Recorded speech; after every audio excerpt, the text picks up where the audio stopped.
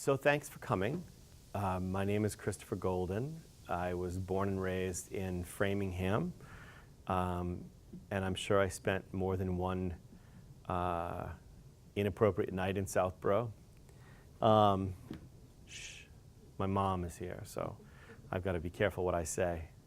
In any case, I just to do an introduction, a quick introduction. I started writing when I was in high school at Marion High in Framingham. I lived in New York for a few years. I sold my first novel in 1992, and I immediately quit my job at a time that when I went home, I quit my job and moved back to Massachusetts after selling my first novel. And my aunt said to my brother at a family Christmas party, "Tell me the real story. He didn't quit that job, right?" Because she couldn't imagine that anybody would be so foolish as to quit. I had a great job working for the company that owned Billboard magazine in New York. And there have been times in the 25 years since then that I've thought perhaps she was right, that it was foolish of me to have quit that job. But most days I don't agree with that. Most days I'm pretty happy I did. I recently started my 109th novel. So in 25 years, I know, Ryan's just like, are you kidding me? Many of those have been young adult books or books that I've written in collaboration with other writers, although collaborative books actually take more work than books that you write yourself. Most people don't think about it that way. They think you're doing half the work, but it's actually more work than writing it by yourself. In that time, I've written middle grade, adult, young adult. I've written fantasy, horror, mystery, thrillers, nonfiction. Although I didn't count those, I don't think, when I counted the 109. The reason I even know that number is because over the years, people have asked me so many times how many books I've written. And when I say I don't know, they all think that I'm full of it. They all think that I'm just, somehow pretending that I didn't know. And so literally it wasn't until about 3 months ago that I actually counted. I decided to embrace that number the same way I have to embrace my age. Something my mother has never taught me because she's still 60. It's weird that she had me when she was 10, but it's a... So in that time I've also written screenplays for several Hollywood studios. I wrote a TV pilot. I've written video games, tons of comic books. We make a big deal out of, on the covers of many of the books that say New York Times best-selling author. And that's true, but what it doesn't tell you is that the two different books of mine that made the New York Times list were both graphic novels. Shh, I won't tell if you won't. I've made other lists. I made the Boston Globe list and USA Today and LA Times, but the two times I've made the New York Times list were both for graphic novels, which is very interesting. Yeah, it's an interesting experience. So my experience in writing has been hugely varied. But what seems to sort of keep coming back is that the books that people respond to the best and the books that publishers respond to the best and reviewers seem to respond to the best are invariably not the ones where I felt like I was having a great time writing them, that I was really like, oh, this is such a great idea. This is going to be so much fun.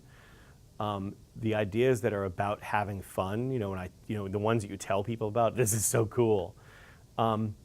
Those tend not to be the ones that people think are the best ones. And that I'm the most proudest of later.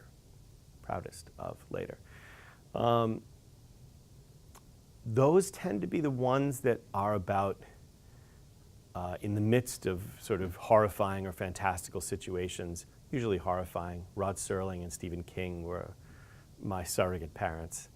And the ones that are about people and the circumstances that they find themselves in. I talk all the time about how I feel like when you're writing stories about the supernatural or the weird, that the supernatural thing should be the catalyst that is introduced into the lives of these characters that causes them to be in a circumstance or an environment that brings all of those things that are already going on in their lives bubbling to the surface, the tensions and conflicts that are there, that we all have in our relationships, even our best relationships, have some conflict, but you put people in an environment where they have to question everything, or where they're terrified, or they have to question themselves and what they believe in. Those are the stories that I think turn out the best, even if the monster is a cool monster that you could say, I also talk about actually that when I was a kid, I loved watching Looney Tunes.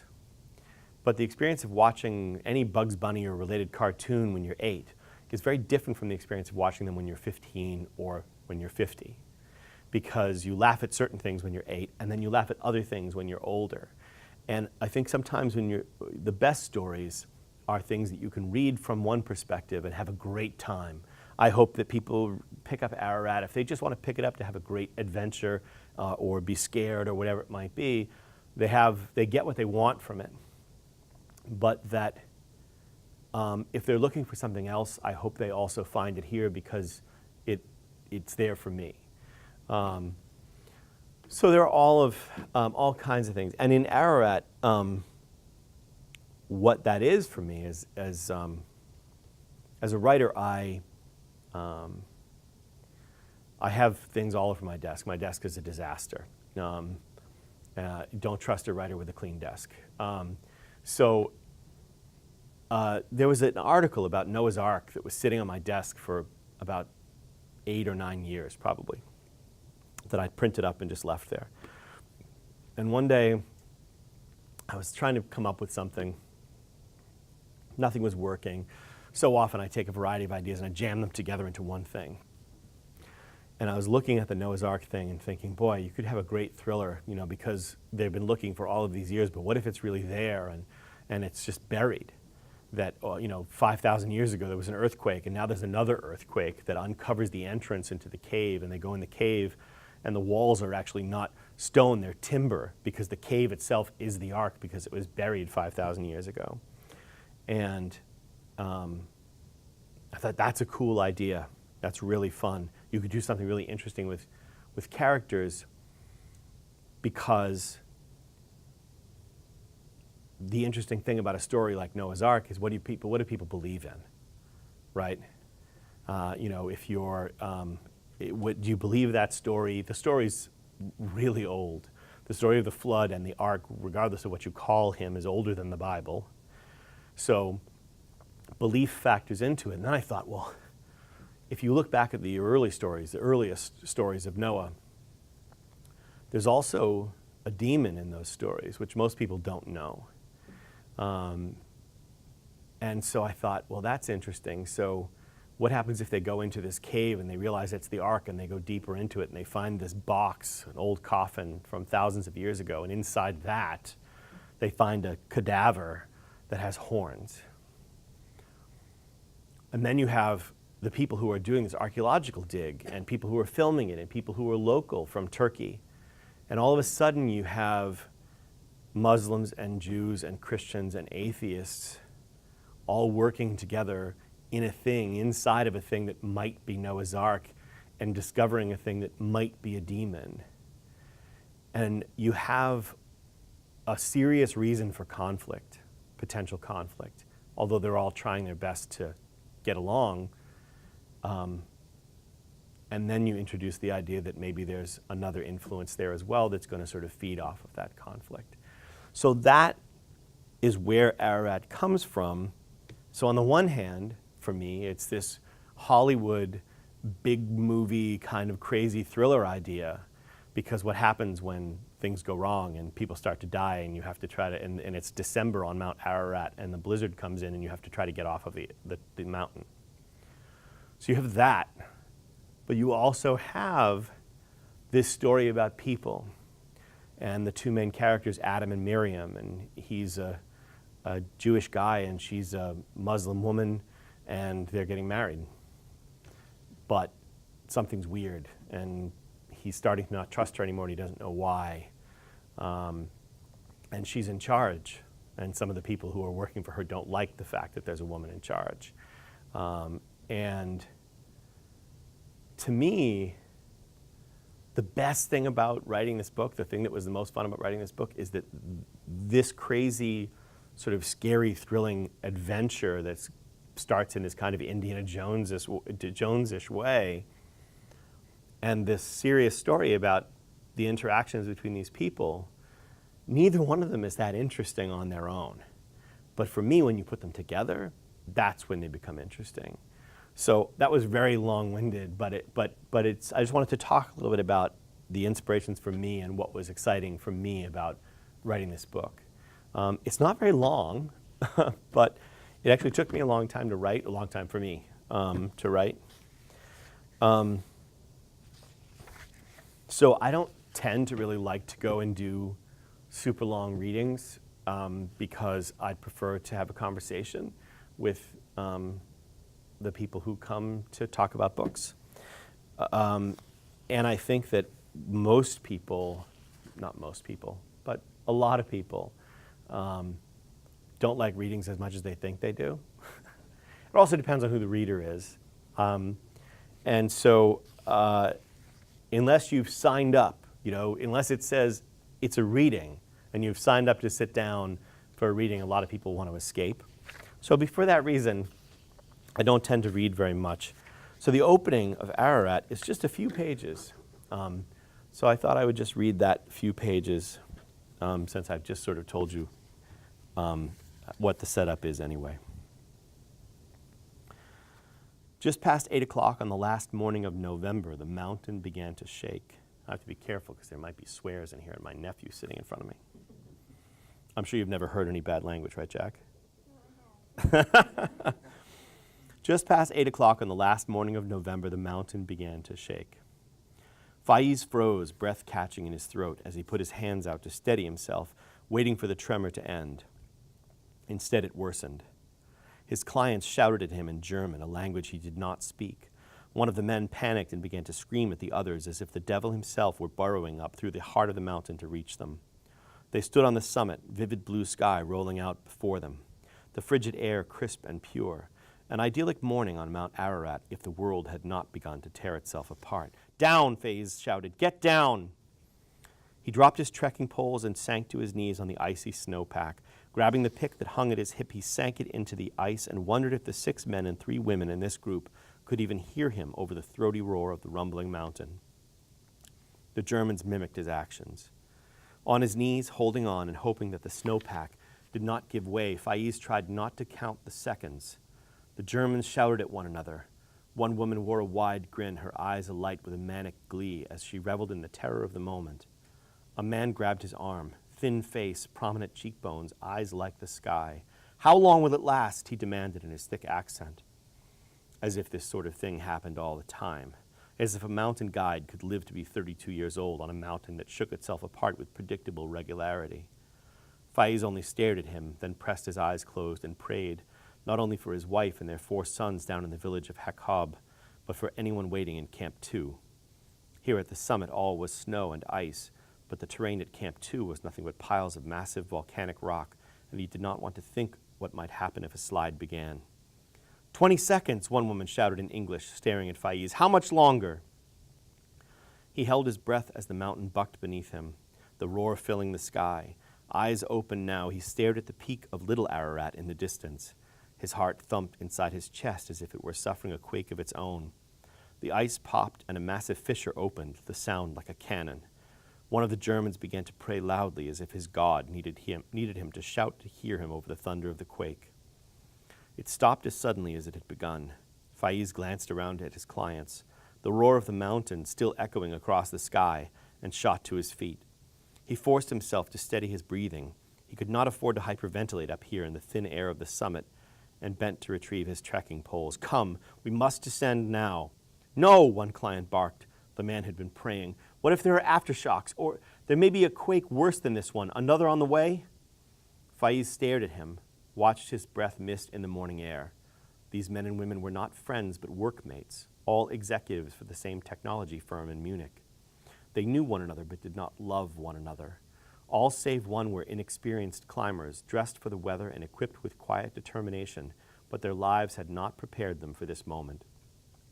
"Listen carefully," Faiz said, his lips brushing against the little bits of ice that had collected on the fringe of his mustache.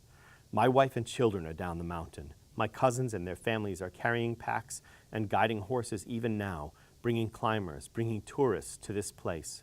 I must see to their safety. So how long will you wait here? If there are aftershocks, they may come in hours or even days. Will you climb down after nightfall? I'm going now." He turned, the crampons attached to his boots, scraping ice and digging in as he began to trek back along the path they'd used on their ascension. "Stop!" the praying man barked. "You have been paid to guide us. You must—" Faiz turned to glare at him. "Must what? Put your welfare above my family's? If you need a guide to get down, come along." As he worked his way off the summit, he thought of the many hours ahead, hours in which his family would be just as worried about him as he was about them. Behind him, he heard Deirdre, whom he thought the most senior of the executives, snapping at the praying man. When Faiz glanced back, he saw that they were following. He had marched only another dozen steps when he heard the mountain begin to roar again. "I told you," the praying man shouted. But Faiz did not drop this time. Ararat did not shake beneath his feet, not the way it had bucked before. This time the sky trembled with the noise, and he felt the tremor, but the sound had heft and direction. He turned toward the southeast ridge, and he knew the roar he heard was thousands of tons of ice and volcanic strata giving way. Avalanche. This late in the year, no one would be climbing the southeast face, but his village was at the base of the mountain's eastern edge, toward the sunrise. As he listened to the booming clamor of the ice and rock, he picked up speed, his clients forgotten. They would have to keep up or make their own way. The mountain killed people. It always had. Faiz prayed that the mountain had not killed his people. And that's the beginning. And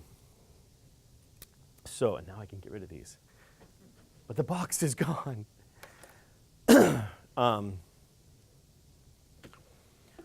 So I've sort of explained what happens next. Unsurprisingly, there's been a lot of film interest about this book. But I'm really curious to see whether anybody makes it, and if they do, what they make of it.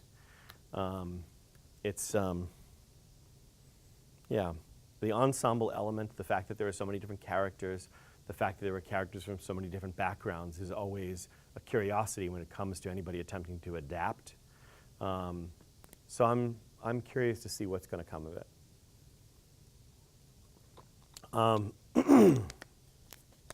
So I'm happy to talk about anything. I could continue rambling, but I'd rather be directed about any topic, about this book or writing in general, or about other books that I've written, not all of which obviously are here.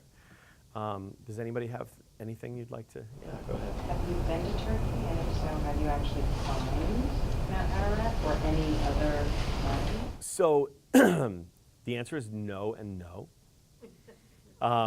I've been close to Turkey, and I've always wanted to go. The closest I've been is probably Croatia. I had my order in for 100 of each. 100 of each. Okay, you got it. I'll send you the bill. I knew that would work. I have never climbed a mountain that required me to use equipment to climb it, is the answer. So the first thing I did a million years ago, when I was writing a book that involved the Berlin Wall, I started trying to write about the Berlin Wall based upon what I knew about it. I was very young. Based upon what I knew about it from books and movies and TV shows and things like that. And I started writing the scene, and I stopped myself, and I thought, I don't know what the hell I'm talking about. And thank God that I stopped myself, because I was being incredibly lazy. So I stopped what I was doing, and I took about 2 weeks to go to the library. Ryan will be happy to hear. And I got a bunch of books, and I just sat and I read fiction and nonfiction. And I learned so much about the topic, more than I needed to. And the danger of doing research as a writer is getting a whole bunch of information you don't need and deciding what you actually need to include and not to include. There are writers whose work I really enjoy who include way more of their research than they probably should. And there are writers who don't do enough. So it's finding that balance. For Ararat, I contacted a company, and I even, let's see, wait, interestingly enough, let's see, I've got it right here. Let's see, what were they called? International Mountain Guides. And I spoke to a guy there who actually leads groups up Mount Ararat. And I talked to him, I purposely kept the conversation only to the topics that I knew I needed, because I knew I'd get stuck in another 2-week rabbit hole. And we talked about altitude sickness, and we talked about the medications that you need to take if you want to avoid altitude sickness, and what could be done. I mean, the best thing about calling people who know what they're talking about as a writer is to be able to say, look, this is stupid, but I need you to help me make it less stupid. And in fact, I don't need you to help me convince you. I don't need to be able to convince the person who is the expert, but I just need everybody else to be convinced. I recently did a pseudonymous book that involves sharks, which I don't think I'm supposed to talk about. And similarly, I called a bunch of people at Woods Hole and said, this impossible thing needs to happen, but you need to tell me what I can say that would make it seem less impossible. So it was great to have those conversations with him. I also consulted a couple of archaeologists and got a lot of incredibly useful information. I mean, in fact, every time, a lot of authors hate editors, but I love having an editor question or challenge something in the book because it forces you to come up with the answer, right? And so doing research or having somebody do research is the same idea. I've called people in the Coast Guard and people in the FBI and various professors at universities in the departments that I'm writing about at that time and told them the stupid thing that I need to make plausible. And they love those questions. I have a cousin, and then I'll shut up about this. I have a cousin who is currently a law professor, but he was so brilliant as a young man that he got a free ride through MIT in physics to get his PhD in physics, and then he went to Harvard Law School.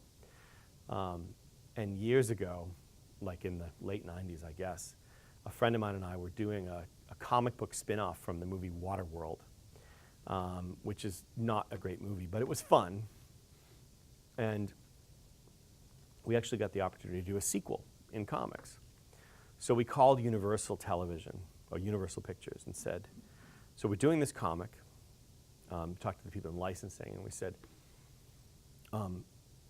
we need to address how the world got flooded. And their response was, you tell us. Because they knew they were never going to do a sequel to the movie. So they didn't care. They weren't going to do the research. So I called my cousin, and I said, I need to flood the world so that there are only a handful of small pieces of land above the water. And he said, well, there's not nearly enough water on Earth for that to have happened. It's impossible. You could melt every piece of ice on Earth and you would never have that much water. And I said, but the movie has it. So I need it. So how could that happen? So he said, I'll get back to you. And he called me back about a week later. I've consulted some other scientists. And the only solution is it could be that the Earth was struck by a massive, a massive shower of giant water asteroids, which could happen, I guess. He said, but this is totally implausible. It would never happen. I said, but it could happen. And he said, but it would never happen. It's ridiculous. There can't be that much, but it could happen. And he said, it could happen as long as you never tell anybody I said so. And that was the agreement. So But I find generally that people love it.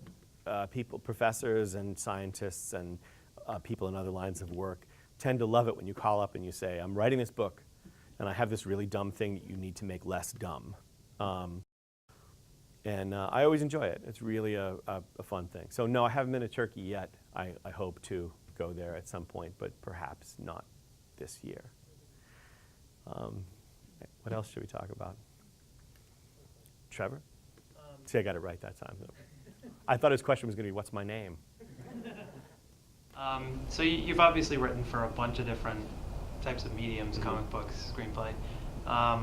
What are the differences between writing for different mediums? Are there different challenges? Think differently? Yeah, I mean, the really interesting thing is that writers, by and large, all think they can write anything, including me. And the reality is that you have to learn how to do each one of the various disciplines, the various mediums that you might want to work in. They all have their own set of rules, their different set of skills, and you have to learn them. But comic book writers think they can write novels, and novelists think they can write screenplays, and screenwriters think they can write comics, and it's the really interesting thing about it is, having learned over the years, how to do all of those things badly, and then trying to learn how to do them well, or at least better than I did before, is that writing comics is actually the most disciplined. People don't think about it that way because they just think comics, it's 22 pages with artwork, and you just say kind of this happens, or maybe people think it's like a screenplay. You just say scene 1 and you describe it, and then you put the words in. But comics actually requires an incredible amount of discipline and focus. So you have to say, I don't want to get too deeply into this, but you have to say page 1, panel 1, describe the art in that panel, and know what panels are going to be on each page and what the pacing is like. And most importantly, I just did a class on this. I teach classes on a variety of topics related to writing. I just did a comics class, and I said I had been writing comics for 10 years probably before I learned that nothing really important or surprising should ever happen anywhere but at the top of a left-hand page. Because if you think about a comic book, if you've got a comic book open and you've got, and if you are looking at me like, comics for kids, anyway. So if you have a comic book open, your left-hand page, if you're reading your left-hand page, regardless of what you're looking at, you can still see in your peripheral vision what's on the right-hand side. So if it's a big, explosive, important moment that's visual, you're going to pick that up consciously or subconsciously, one way or the other. So we try to have anything big happen at the turn of the page on the top of the left hand, because otherwise you're sort of spoiling it. You're spoiling the reader's enjoyment of the story for them. But structuring the rhythm of the reading experience of a comic book is totally different. Whereas obviously a novel is the freest thing you can do. There's no limit to how long it can be, except how long the publisher tells you they're willing to pay to publish. There are really hardly any rules about, if you can persuade an editor to buy it, then that's the only rule. You got some sucker to say yes. So, at that point, that's the only rule. So novels, even though they have this sort of tangible sort of reality that make them seem like they have a certain amount of discipline, have none. And comics have the most, and screenplays are sort of in the middle. A television script is one up from comics, but more disciplined than a screenplay. But they all require a different education. I don't mean education in school, I mean self-education. Yeah. Yes, Mom. What has been your most difficult book to write? Why is it my mom asks the hardest question?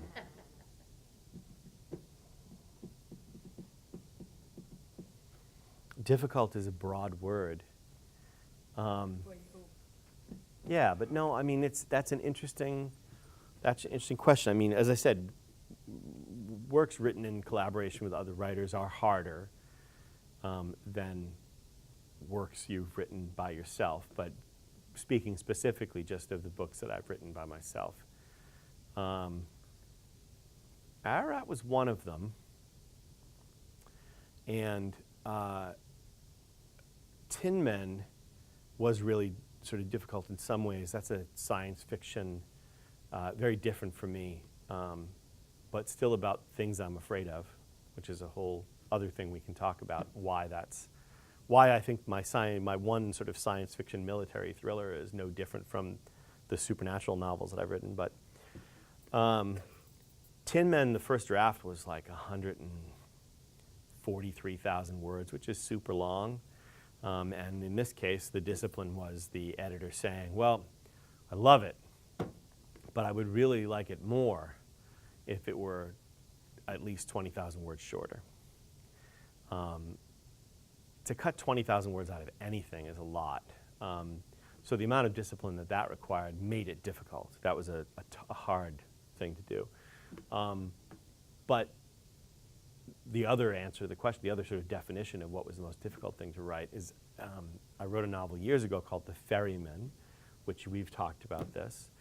And for whatever reason, I must have just reached the right age or the right number of children or whatever it was, that at the time that I was writing The Ferryman, I became obsessed with the idea of dying. And so actually that book, which is the scariest thing I've ever written, for sure, in my opinion anyway, I think it's the scariest thing I've written, is sort of my therapy. And it worked. Like I got to the end and I was like, whew, I feel so much better. But the process of writing it was tough and long, you know. So yeah. What do you think? She didn't even raise her hand. She was a teacher once. One more question. Go ahead.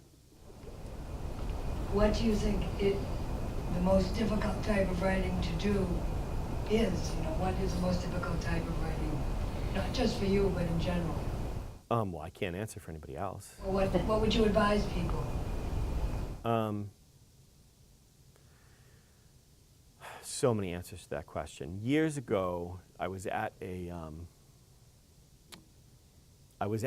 convention in Atlanta, Georgia called Dragon Con, and I went to see a lecture by Clive Barker, who is the guy who created Hellraiser and a lot of other stuff. And I knew Clive.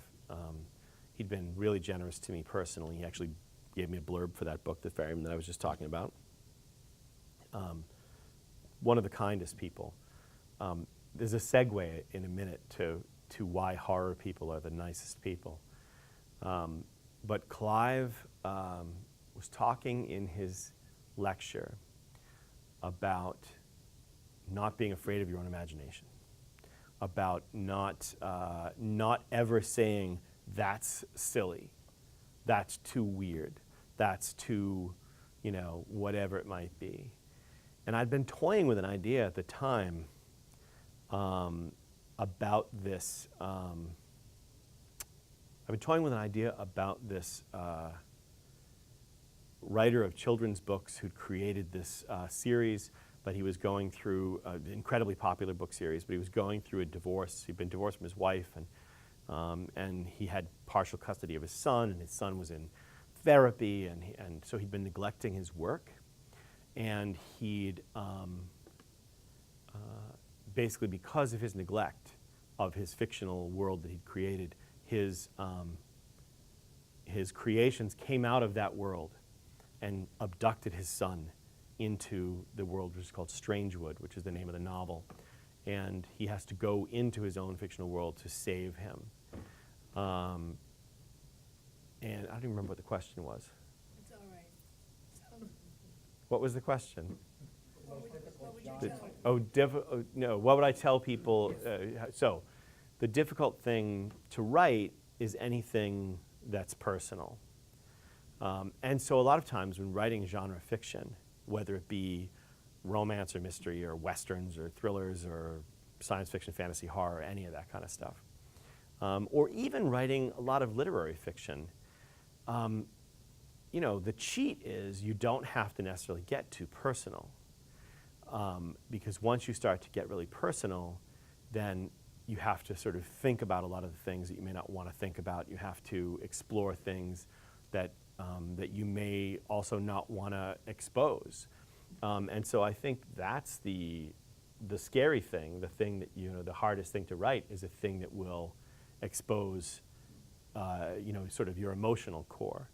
And I think that the best genre fiction does both. It taps into the emotional core of the author and whatever she or he might be experiencing at the time.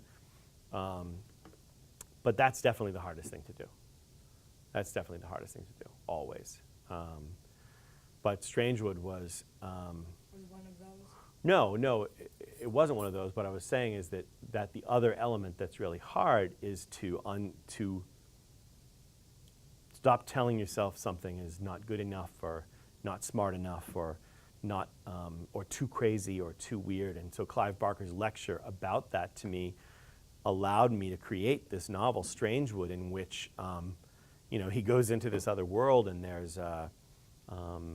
are these things called the orange peelers, Pealers, that are these tiny little oranges with arms and legs and really sharp teeth who run around with spears screaming. There's this little savage tribe of oranges. And before Clive Barker's speech, I never would have included those things in a story. But man, it's creepy, actually. Like, if you read the story, I think it's creepy.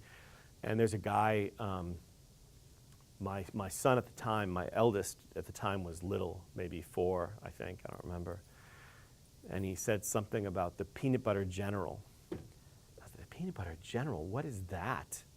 And it took me a long time to realize he was talking about Captain Crunch, because I would sometimes have peanut butter Captain Crunch, which I don't eat anymore because I'm almost 50.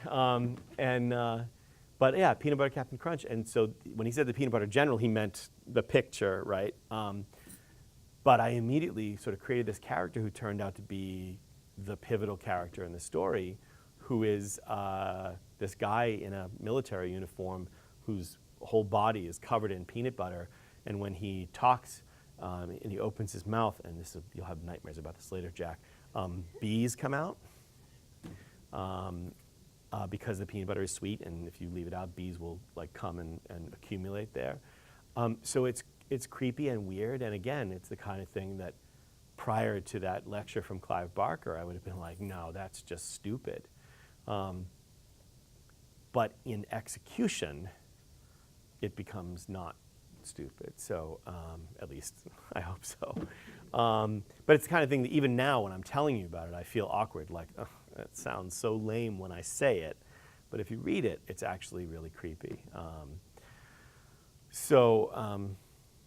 Yeah. Oh, we were talking about horror too. I've written in basically like so many different genres. But I always say the horror people are my people. And I think of myself as a horror writer, even though I've written in so many different genres, partly because growing up, all I wanted to, I wanted to watch horror movies. My brother just came in. We used to watch like,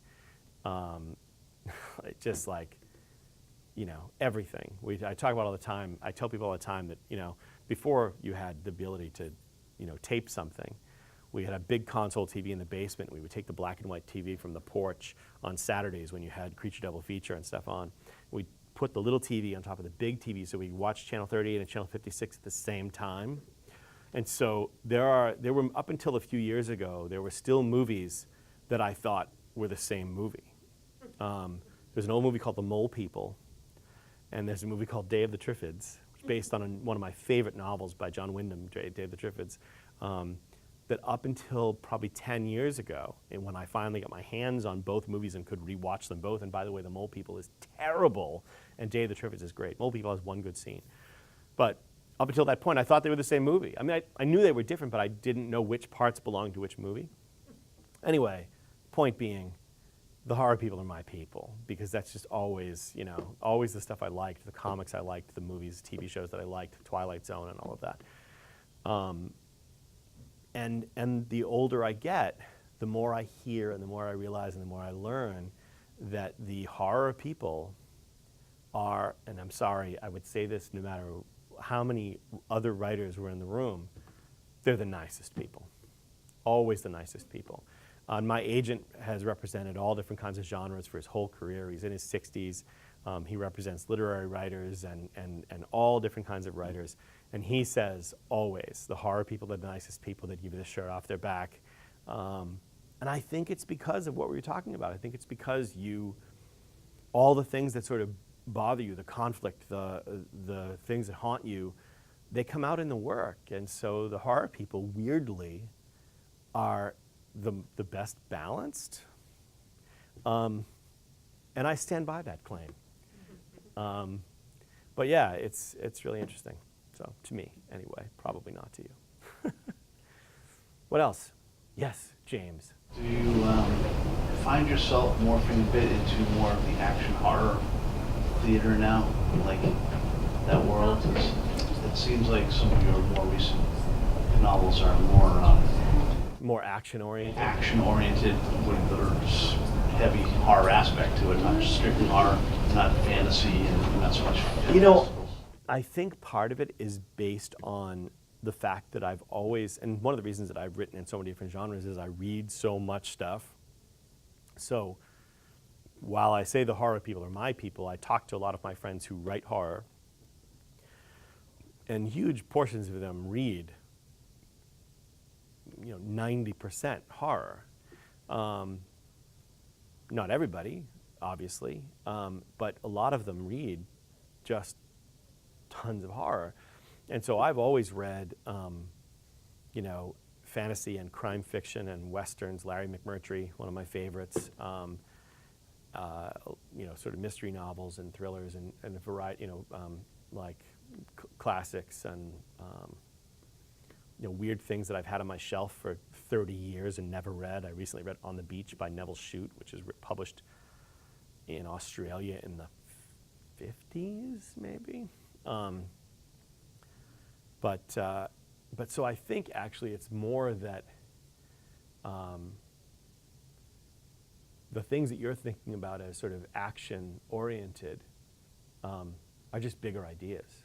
You know what I mean? They're the ideas that make you go like, that's a great idea. So the shark book that I wrote under a pseudonym that I'm probably not supposed to talk about, psst, put your pen down, is called Shark Island, which is a stupid title, not my title. And it comes out next month under the pseudonym is Chris Jameson. And I don't know why they don't want me to say that it's me. I don't know if it's because they publish me under my own name in a sort of more sophisticated way, and this is like mass market paperback, or that they think that they're hoping that the sales for that will be better than my sales. I'm not sure which one it is. I prefer to think the former, but it's probably the latter, I don't know. But regardless, like that one is one where it's just the idea, you know what I mean? It's like, they said, oh, we want to do something that's not stupid, but that's, got sharks in it, and it's not supernatural in any way. And I was like, nah, I don't have anything. And then that night, of course, I was like, oh, I have the best idea. From conversations we've had so many times about all the seals that are on Cape Cod, and the fact that every year there are more seals, and every year the fact that there are more seals means that there are more sharks, and that even though sharks don't behaviorally don't typically attack human beings unless they're confused, eventually someone will get bitten. It's, they're probably going to eat Jack. But eventually that's going to happen. It's only a matter of time just by virtue of the fact that every year there are more, right? So I was thinking about that, and I thought, oh, well, what if the person who got attacked was the daughter of a really important person in the Commonwealth? That would mean that all the press attention would force them to speed up whatever their process is of trying to do something about this problem. And then in the book, that happens. I don't want to spoil it, but that happens at the beginning, and then the Woods Hole team hurries along something they shouldn't be hurrying along, and it has an effect that is not the effect that they desire. It does have the desired effect, but it has a side effect. I know. It has a side effect that's not the desired side effect. But so in that case, like we're talking about, it's just the idea. It's the idea that goes, oh, that would be cool. That would be, and it's interesting to me too, because the more, a lot of times as I was talking about before you got here, I like the big ideas, but the things that I think come out better are the intimate things. And when you can marry the two, those are the best ones. So I like the intimate stuff better. And Ararat must be a combination of yeah, both of those. that's what I was saying. It's a grand scale type of thing, like a major motion picture type of idea, Mhm. and then you've got a tight group. And that's the That's the first exactly. And that's sort of what happens with Shark Island too. Same idea is that you have these people who are put into a situation where they become, where their interactions are forced by the immediacy of the circumstances. Yes. Two questions, because it kind of builds on that with Tin Man, the way you've been describing Ararat. You talked about trust, Mhm. right? And that was a big thing within the unit. Right. Trust. And you're saying the same thing. Mhm. With that. Do you think that should be is that a common theme on the rest of you? Yeah, I mean, fundamentally, no, it's definitely not what I'm afraid of, because there probably, there's a very short list of people that I would really say. I think this is true for everybody. I think anybody who disagrees with this is lying through their teeth. If I said to you, my friend Rick Howdaloo, who passed away a few years ago, used to talk about his Texans. And I'd say, what are you talking about, the Texans? He said, the Texans are the people who would stand with you at the Alamo, right? And if you really list your Texans, it's a short list. Like the ones you are 100% confident of, it's a short list. And that's not to diminish, there might be more than you know of. We hope that that's the case. But the ones you're confident of is a short list. So I'm not afraid of that, but I do think it's something that, that will come up under any circumstance that is a pressured circumstance. You're going to find out who you can trust. You'll find out who the Texans are. So it's, but interestingly enough, it certainly is a fear, I think, for everybody. But it comes down to, a million years ago, Stephen King did a book called Danse Macabre, which is a nonfiction book about writing and about horror. And in it, I'm pretty sure it's in that bracket. The 10 Bears, is that in Danse Macabre? I don't remember. The 10 Bears, the sort of list of his top 10 fears, that's in that book, I think, yeah. So, by the way, Bracken McLeod, everybody wrote a novel called Stranded that was nominated for the Bram Stoker Award this year. Terrific book that you should read. You should read that, bro, right up your alley. But in any case, and also covers a lot of the same kind of area that we're talking about. If you made a list of your 10 bears, those are the things I'm talking about. I am writing about the things that are maybe not my top 10, depending on the story, but I am looking at the things that are frightening, the things that scare me, the things that are, and this is not, I don't want to get political in any way, but in a general sense, I was at a convention in Baltimore, I think, a number of years ago. I was being interviewed, and somebody said to me, this was at least 15 years ago, somebody said, what scares you the most? Which is the typical thing that people ask people who write horror stories or anything spooky. And I think I surprised them because I said, the thing that scares me more than anything else is we finally reach the point where politicians no longer feel they need to pretend that they're not lying to you. And this was like 15 years ago. And that goes for everybody. I think the idea that, like, once upon a time, they would do everything they possibly could, and I mean all of them, would do everything they possibly could to make you think they were telling you the truth. And then at a certain point, it was just too much trouble to do that. And that was really scary to me. Like, in a weird way, I'd rather be persuaded that you mean it, you know? I don't like knowing that you're full of it, you know? So that's a real fear, like this fear, because to me, it meant something for the state of the world, like that it didn't matter anymore. And so Tin Men also addresses that in a really large sense, and the sense of like, the stuff that's going on behind the scenes, we'll never know, and that scares me. That you can't do anything about it. Yeah, so that's one of the. Tin Men, by the way, is like probably the most Hollywood thing I've ever written, and yeah, really weird. Yes, Ryan. So this is sort of a good segue, and you can't say the body of evidence generally books, but what is like the one thing you wrote that you wanted to see like adapted? I can't say, he like pre-qualifies that the things I can't say it is. I feel like I've asked you that question before, and usually body of evidence comes up, because I know that they almost made a TV show. They almost made that show like 3 times. And I really wanted to see it, but. I wrote the pilot for that. We've almost, I mean, right now, there are at least 3 different things that are in development.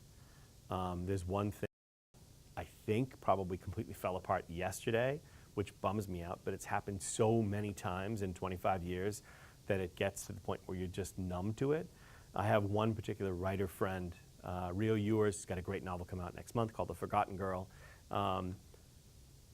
who is not that much younger than I am. He's probably maybe 6 years younger than I am, but is still new enough to this game that he gets like so enthusiastic about this kind of thing, and he just yells at me like, "You're so jaded," and I'm like, "I'm not jaded. I'm just practical." You know what I mean? Like, nothing is anything until it's something, and so I don't get crazy about that stuff anymore. I want it to happen, but I don't have any control over it. But if I had my druthers, if I had to look at everything and pick one thing, I used to always say Strangewood, and I still feel like that book has a really important place in my heart, because I always talk about it as the book in which I feel like I grew up as a writer. I feel like I matured from what I'd been doing prior to that. And I've been really immature many times since then as a writer, but I feel like that was the point at which I became a mature author. But in reality, I think I did a novel that I know you've read, but you probably don't have up here. I'll yell at you. I forgot that some of this stuff is back here. Oh, hang on a sec. Hey, Jack, this is the book I was talking about at dinner. So I did a book years ago called The Boys Are Back in Town. And it's set in Eastborough, Massachusetts, which is loosely Framingham.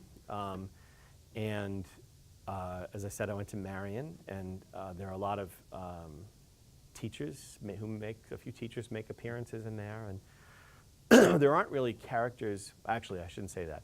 There were a few supporting characters who were based on people I actually knew, but it isn't so much that as it is the tone of it and the idea of it. To me, is the one that just would make the greatest. So I could spend the entire time talking about nothing but how crappy Hollywood is. But to quickly say, Boys Are Back in Town is sort of, I always say it's like a, what if Stephen King wrote Back to the Future? So the basic idea is this guy's going to his 10th high school reunion, and he starts talking about this guy. He's like, he told me he was coming. I got an email from him. He said he was going to be here. And his friends start to look at him. His former classmates are horrified. They're looking at him askance. And they're like, "What's wrong with you? That's not funny." And he's like, "What do you mean?" And they explain that this guy died when they were in high school. And he doesn't remember it that way. But as soon as they say it, he realizes that he's starting to have two sets of memories. And that happens a number of times. And it turns out that someone is changing the past now. Someone has gone back to the time when they were in high school and is altering things so that his present is changing sort of before his eyes. And I always just felt like that. Oh, and he's got to obviously figure out a way to fix it. And it becomes a sort of beat the clock thriller kind of thing. I always thought like that book, in my mind at least, it would make the greatest movie or TV show. So that's definitely the answer. You know, I'm always, and the reason I started to say the thing about Hollywood is because the one time we tried, my manager in LA, who's been my manager for years and years and years, was like, yeah, I don't know. And many things he's just so super enthusiastic about. But that one, he just, But we did get some people at Fox Studios who were interested in it. I got on the phone with them. And there's magic in the book too, obviously, and that's how the time travel takes place. And this woman at Fox was talking to me. She's like, we love this thing so much. The writing is so great, and the tone, the characters, and the setup is so creepy. You know, the first like 4 chapters, it just creeped us out. But we're wondering if you think there's any way we could do it without the time travel. Which is weirdly not even probably in the top 10 stupidest things that Hollywood executives have said to me. What was that? Yeah, exactly. The whole book is about that. I did. You just want to stand by me too. Yeah. Well, I did a book called The Ferryman, which involves this woman who, the opening of the book, she has a late-term miscarriage. And the whole sort of underpinning of the book is her grief. And the Hollywood executive line for that book was all about how they loved it. And then we just were wondering if you think there's any way we could do it without the baby. But the stupidest thing, because we're on this topic, the stupidest thing any Hollywood executive has ever said within earshot of me.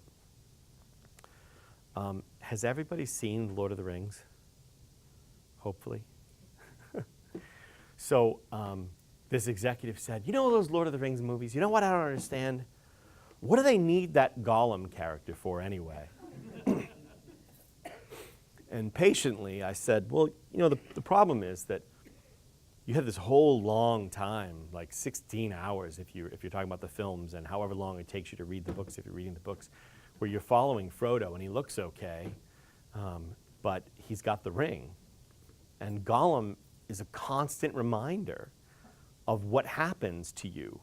This is a constant reminder of the rot that's happening to Frodo, like the whole time. And the guy goes, yeah, couldn't you just find the ring in the woods somewhere?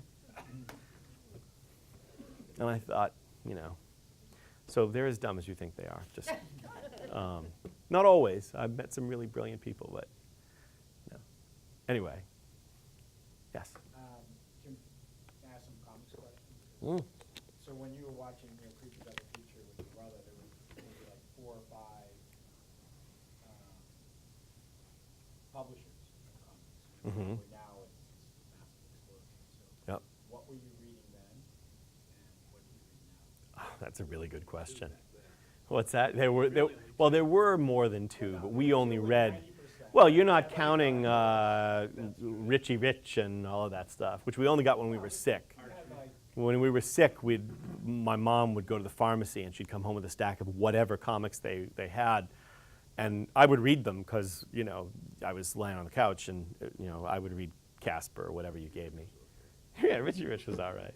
Dala. But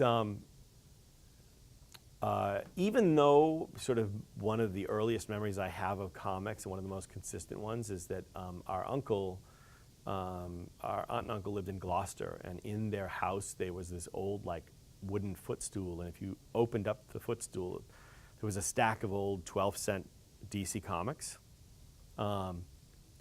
So I read them, but you know, they weren't that big a deal. But as far as the things that we bought ourselves, was almost universally Marvel Comics. And I think we both read all the same comics. We shared the comics, although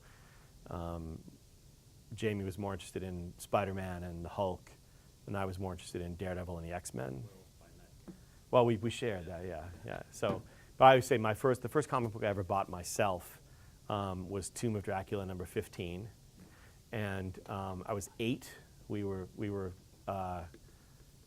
Our parents had rented a house on Cape Cod, and we walked to this. So Jamie was 10, I was 8. We walked to this, Five and Dime or something, and bought comics, and I still remember it because I have a friend who knows, as a kid, he could tell you who drew every comic he ever read as a kid. The only artist I ever cared about was Gene Colan, who was the guy who illustrated Tomb of Dracula and many other comics. I didn't know the names of any other artists. And the character Blade came from Tomb of Dracula, and at a certain point in my career, I was able to do a Blade one-shot for Marvel, and it was drawn by Gene Colan. And there's more to that story, but the people who don't know anything about comics will be bored by it, so I won't. But it meant so much to me, and he was incredibly kind. As far as what I read now, unfortunately, probably 5 years ago, I stopped reading DC entirely. And maybe a year and a half or 2 years ago, I stopped reading Marvel except a handful of things that I read in collections.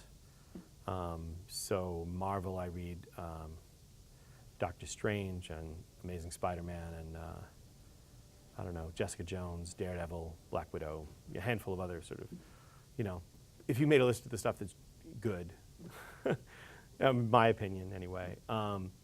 But outside of that, I do have a few recommendations of stuff that I think is just terrific. There's a crime writer named Ed Brubaker. Anything Ed Brubaker writes is amazing. The current thing he's writing is called Kill or Be Killed. Before that, he did a thing called The Fade Out. He loves talking about Hollywood in the 1940s, which is one of the things I love. One of my sort of little, 1940s movies. So Ed Brubaker, Kill or Be Killed. There's a book from Oni Press called Letter 44, which is one of the best setups of any comic book in the last 10 years, which is, you'd love this actually. The 44th president of the United States is going out of office, and the 45th president comes in, and there's a letter. We all know this, or maybe it's the 44th coming in, that when one president leaves office, traditionally he, hopefully someday she, leaves a letter on the desk for the next president. And in this case, the new president opens up the letter and reads it, and it says, look, 10 years ago, we spotted this thing in deep space, and somebody's building a giant weapon, and they're going to kill us all. And 5 years ago, we sent this manned probe out there to investigate and try to stop them. Good luck. It's really, really good and interesting and totally different. I do 2 comics for Dark Horse, and I obviously read the other books by Mike Mignola, Hellboy and BPRD and associated things. There's the other sort of fantastic thing, there are a handful of really great comics being published right now. I'm sure there are a lot more than that, but the things that sort of come to mind is another weird thing called Paper Girls, which is set in the late 1980s, and it's about these 4 girls who have paper routes. And one night they encounter what they think are aliens, and they get attacked and transported elsewhere. And I'm not going to say anything else because it's really hard to explain. But in that, it's the characters. I mean, the characters are so good. The writing is so good. Oh, and the one other thing is, if you're a fantasy reader and you're not particularly puritanical, probably the best comic being published right now is called Saga. Not okay. It's written by Brian Vaughan and illustrated by a woman named Fiona Staples. And it's this amazing science fiction fantasy thing about, it's in the far future, and it's essentially these 2 warring races, and any interaction between the 2 is outlawed. and yet it's sort of a Romeo and Juliet thing, and they've had a child. And so essentially the whole universe is trying to find and kill this family. And the writing is so weird and wonderful and funny and compelling. So the thing is, like comics, we've reached a point with television where almost everything you can turn on network TV is no different from what it was 10 years ago or 20 years ago or 40 years ago. It's very much the same kind of stuff. And some of it is good and some of it is bad, but the stuff that's good by the standards of what came before looks like crap in comparison to so much else that's being done on television. There's so many amazing things on TV. I was watching last night one of my favorite shows, a show called The Americans on FX, which if you haven't watched is amazingly compelling TV. One of the probably best drama, best acting. And comics thinks it's that, but it's not. But there are these amazing books that are the things that you'd want to give somebody who doesn't read comics. You know what I mean? Like if you like science fiction or fantasy, and then I'd give you Saga and say, if you don't like comics or don't think you'd like comics, read this and you'll like comics. There aren't a lot of those things that you can say, this will change your mind, you know? But yeah, so I'm not reading a ton of stuff right now, but those are the highlights for sure. I'll back you up. Saga is so good. Right? It's good for people who don't like comics, I think. It is like this sort of epic science Yep. fiction thing. And her, like, the girl's parents are so good at it, too. Yep. Like, it's just, there's so many great characters in that. Well, and that's the best thing, is you give somebody that comic and they sort of forget by page 5 that they're even reading comics, you know? And most of the time, that's not what you get. There was also a book that ended recently, if you like the spooky stuff, by my friend Terry Moore, who I think is probably the best, I have to say second best, Mike Mignola would kill me.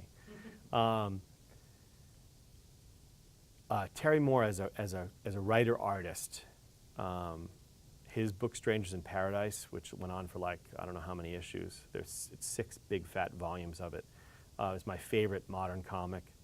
It doesn't have any fantasy, science fiction, or horror in it. It's got a little bit of crime stuff in it, but mostly it's just about relationships. He did a book recently called Rachel Rising, which is a horror comic, which is interesting coming from a guy who's not a horror guy. And it's just about a woman who was dead and suddenly is no longer, and has a big mark around her neck and doesn't know what happened. And then what happens after that? I don't want to, I don't like to. Anyway, anything else we should talk about? I don't want to. Think about doing any crazy Western / horror crossover type thing? Well, it's funny, I feel like my friend Paul Miller maybe asked you to ask me that question. No, I know he didn't. Paul is a publisher. He has a company in Massachusetts called Earthling Publications. They do hardcover, sort of small, like limited edition, fancy books. And I've owed Paul I'm a year and a half late on a novella that I'm supposed to write for him that I haven't started yet. But I'm really trying to get it done by the end of this year. And it's called Hole in the Wall. And it's basically the the Hole in the Wall gang, Butch Cassidy, and a demon. There is more of a plot, but I'm not going to tell it to you because I haven't written it yet. And you spoil things if you talk about them too much before you. So you're going to make the demon like satanic, or is it going to be more like the Wendigo or Sasquatch or something like that? So I'll tell you something really gross. That, like, the stuff he watches, that doesn't matter. So there's a legend in, I don't remember which Native American tribe, but it's a Native American legend about this demon. And basically the way that the demon is created, I don't know if I want to say this with it's in there. No, it's not from Kolchak the Night Stalker. They basically, using thread, closed up all of the other potential ways for stuff to get out, and force-fed human parts, flesh, to a baby, and eventually that baby turns into this demon, and that's an actual Native American myth. We hope it's a myth. Anyway, no kidding. Sounds like it would be a good basis for, Yeah. what's the creature that Josie Wales has to fight? Yeah, Josie Wales is in it. Butch Cassidy is in it. Sorry. Butch Cassidy. Yeah, yeah, yeah. And Blackjack Ketchum. Yeah. Our blackjack? No. No. He's a zombie. Anyway. All right. I think we should probably move on. Ryan, I think that was your signal to me. Yeah. Oh, no, but I just got you pens. Oh, okay. I did bring pens, but I don't. Yeah. Well, you know, We're ready. writers should always have two things: their glasses. I forgot my glasses. All right. Well, do we have anything else we want to talk about? I'm happy to. All right. Cool. Well, thank you for coming. Thank you.